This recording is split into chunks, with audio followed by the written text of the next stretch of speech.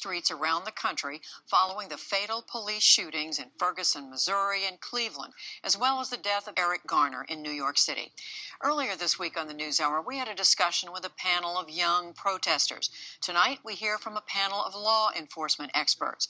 I spoke earlier this week with three people who have thought a lot about the subjects of policing, violence, and race.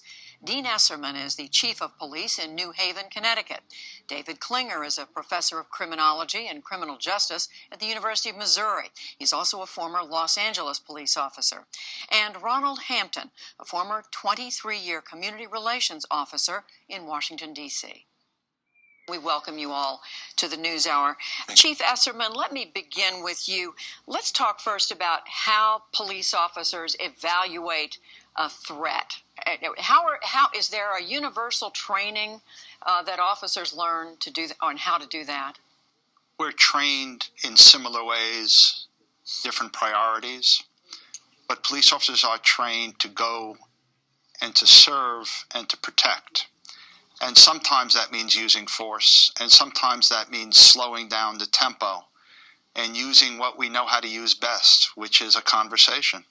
And Professor Klinger, as someone, as we just said, as a former police officer, how do you strike that balance between a time to be prepared to use force if necessary, and on the other hand, it's a time to calm things down?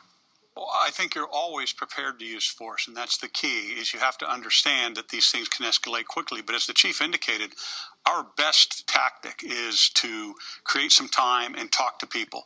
The vast majority of the time, we're going to be able to talk people into jail. The vast majority of the time when people are upset, we can calm them down. But there's times and places where we can't, and if it doesn't get to that point, the person remains agitated and a threat emerges, either to an officer or to a civilian, then the police have to move for a forceful action. Unfortunately, sometimes the first moment an officer arrives on scene, that's a moment where there's a threat and the officer has to take physical force as the first option, essentially. Ron Hampton, in your experience, how are you trained to think about that? Well, I think we were trained in the method that the job of being a police officer is to de-escalate escalating situations. And so we don't really make, I don't think, split-second decisions because we sort of are impacted by other kind of things in terms of training and whatnot, but also our knowledge in terms of working in communities. I was fortunate to walk a footbeat and work in the community I lived in, so I knew a lot of things about that community. So I wasn't afraid. So that played into the fact that I could talk to people. Being able to talk to people, I think, is a key to being able to de-escalate situations and knowing something about the community and the people the people in the community you work in.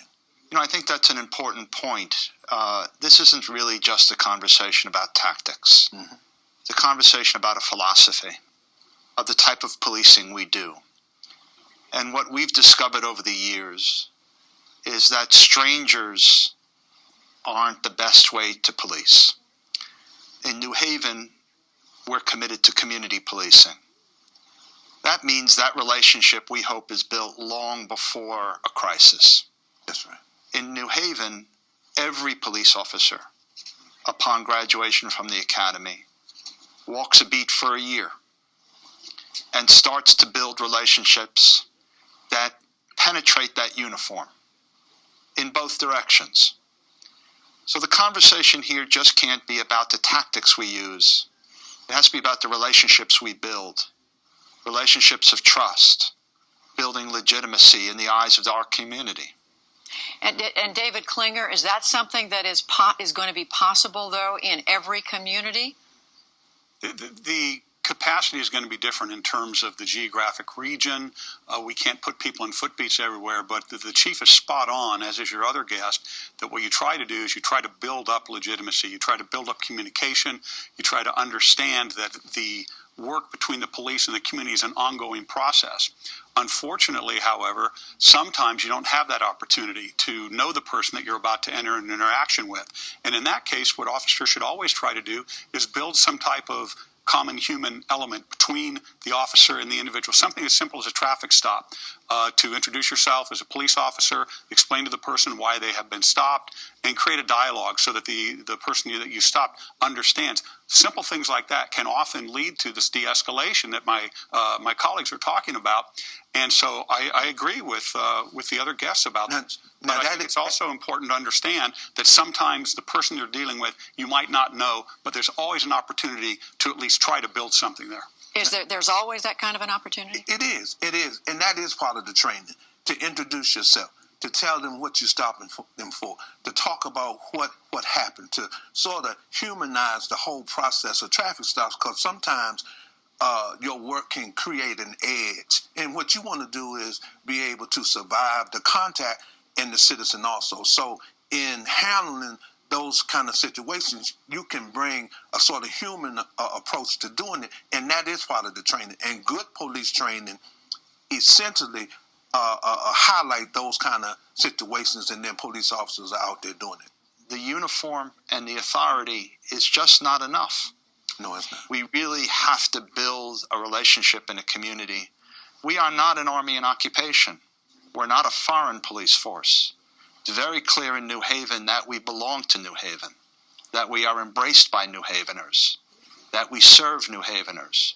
David Klinger, how much harder is it to do what the three of you were talking about when it is a cross-racial situation? And I want to just throw this question out there.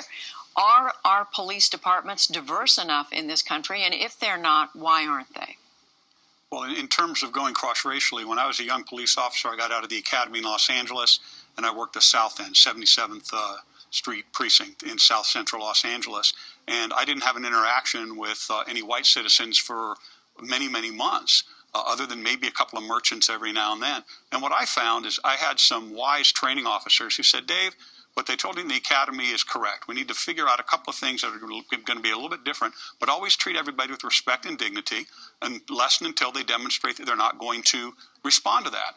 The policing should reflect the makeup of the community, but it has to go way beyond just the numbers. It has to be in terms of policy-making position. It has to be involved in leadership. We need to see ourselves in the leadership roles and sitting at the table when these public safety, quote-unquote, decisions are made in terms of what are we going to do in communities, how are we going to police in communities, and more importantly, are our community people involved in the process as we develop strategies for community policing. Just finally, Chief Esserman, come back to this question of diversity on police forces. Why aren't they more diverse in your view? Because police departments are not always as welcoming as we'd hoped they'd be. We're the most diverse police department in Connecticut. We're the most diverse command staff in Connecticut. But I still know many people of color. I know many women who feel uncomfortable taking that first step and joining a police department. I know people who just do not like the police. What they fear is the color blue. And the skin color of the person in that uniform doesn't change that opinion. But a relationship over time does. So we're proud of our diversity, but we're also a department that believes in building relationships throughout the community. We want our police officers to treat people with dignity and respect, but we want our officers treated with dignity and respect. Well, we thank you all three. This is a subject, of course, on the minds of many. It's a conversation we're going to continue to have, but we thank each one of you, Chief Dean Esserman, Professor David Klinger, Ronald Hampton. Thank you. Thank you. Thank you.